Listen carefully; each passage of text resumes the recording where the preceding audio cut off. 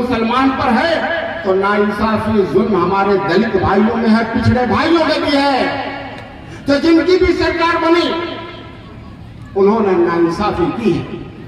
और आज मैं खास तौर पर अपनी मां बहनों से कहना चाहूंगा,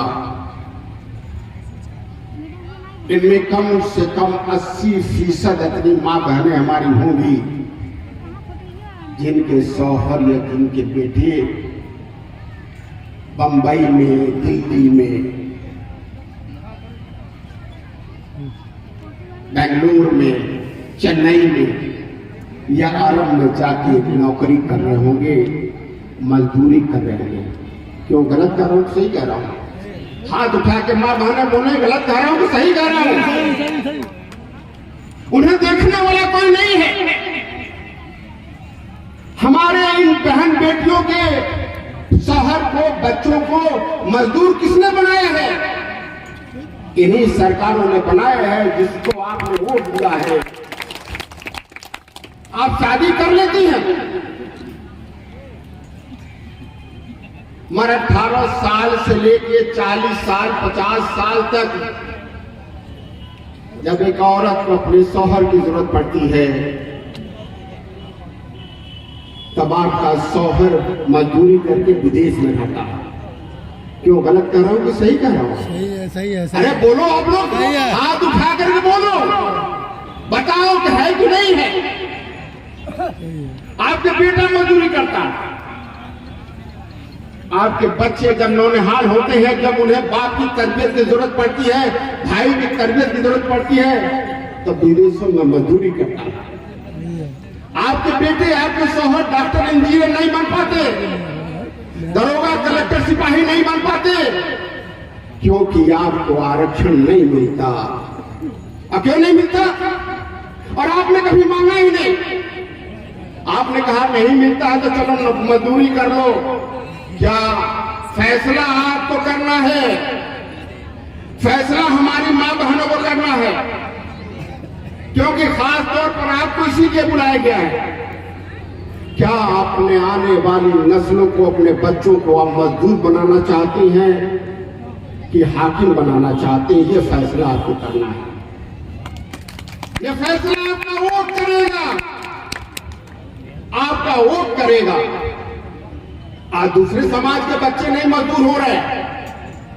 पहले ये सुना जाता था कि दलित के बच्चे मजदूर हैं, वो तो सरकारी नौकरी पा रहे हैं, उन्हें आरक्षण मिल गया। मगर आपके लिए आरक्षण नहीं, संविधान देता है, हमारा आरक्षण नहीं। हमारा संविधान कहता है।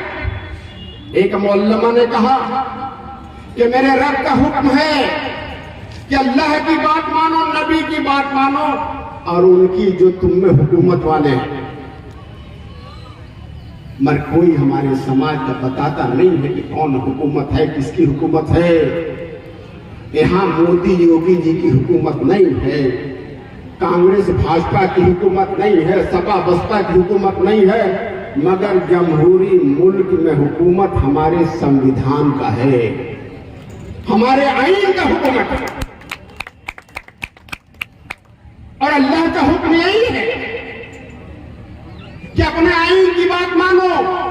और हमारे आईन ने कहा है कि अगर किसी कौम को तरक्की करना है, अगर किसी कौम को आगे बढ़ना है, तो उस कौम को आरक्षण चाहिए, रिजर्वेशन चाहिए। मगर हम न दुनियावी तौर पर न हम कामयाब हो रहे हैं, न अपने रब की बात मान रहे हैं। क्या समझ रहे हैं कि ही हम मजदूर बन गए तो काम चल गया? नहीं, इसका हिसाब ऊपर भी देना पड़ेगा। इसके खिलाफ जो लोग काम कर रहे हैं उनको यहां नहीं, ऊपर भी देना पड़ेगा। साथियों, बिल्कुल साफ है। एक साहब ने कहा कि हमारे पैर का कांटा हमें से निकलेगा। मैं एक मिसाल दी कि अपनी बात को खत्म करूंगा। 2012 में अभी इंजीनियर इरफान साहब ने कहा कि हम हराते जिताते हैं। कोई भी कौम आजादी के बाद से हराने जिताने वाली कौम कामयाब हुई है तो उसका मिसाल आपको दे लूं, कहीं नहीं।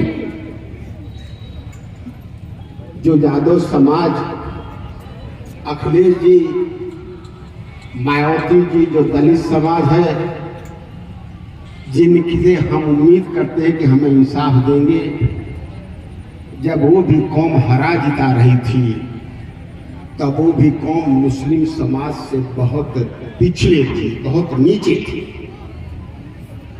उनके भी मुख्यमंत्री थे, उनके भी मंत्री थे, उनके भी एमएलए थे, उनके भी एमपी थे। क्या आप आजम खां की हैसियत नहीं देखते? क्या नसीमुद्दीन सिद्दीकी की हैसियत नहीं देखते? क्या गुलाम नबी आजाद की हैसियत नहीं देखते? क्या कांग्रेस, सपा, बसपा में उससे भी बड़ा कोई नेता मुसलमान हो सकता है क्या? उनकी हैसियत देख लो आप। तो इन नेता जो छुट भैया नेता हमारे भाई हैं, मैं उनसे कहना चाहता हूं कि उनकी क्या हैसियत